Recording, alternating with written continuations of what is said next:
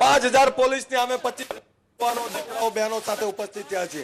કેટલાને મારશો તમે, કેટલાને રોકશો? એટલે જે અમારી બહુ સરકાર હજુ પણ ના જાગતી હોય તો સરકારે અમારી ભાષા સમજવી પડશે.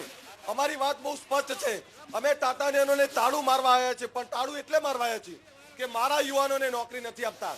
અમારે નોકરીઓ જોઈએ છે અને સરકારનું નિવેદન જોઈએ છે કે આ ટાટા નેનો હોય કે કોઈ પણ ફેક્ટરી હોય એ તમામને અમે ફરજ પાડીશું કે 85% ગુજરાતીઓ નોકરી આપો. બીજો આશા બહેનો, આંગણવાડી બહેનો, આઉટસોર્સિંગ જે અમારી આ બહેનો છે એમનો પગાર વધારો 750 અમને કોઈ માન્ય નથી. 100% પગાર વધારો અને એમને કાયમી કરવાની આવે.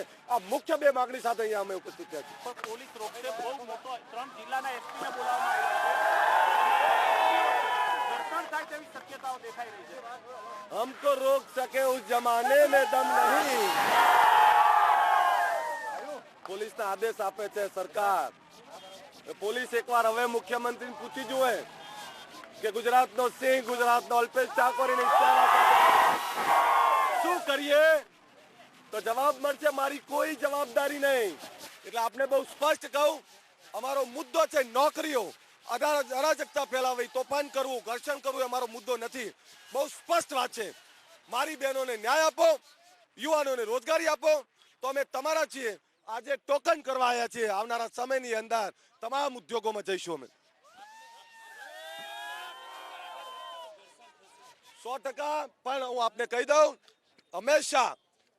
મેં હંમેશા વિચાર્યું છે કે મારા લાખો યુવાનોનું હિત વિચારતો હોઉં છું. ક્યાંય પણ મારા યુવાનો પોલીસ સાથે ઘર્ષણમાં ના આવે એના માટે હંમેશા સજાગ રહ્યો છું. કારણ આ મારા યુવાનો મારી તકલીફ નહીં જોઈ શકતા તો એમની તકલીફ હું નહીં જોઈ શકવાનો.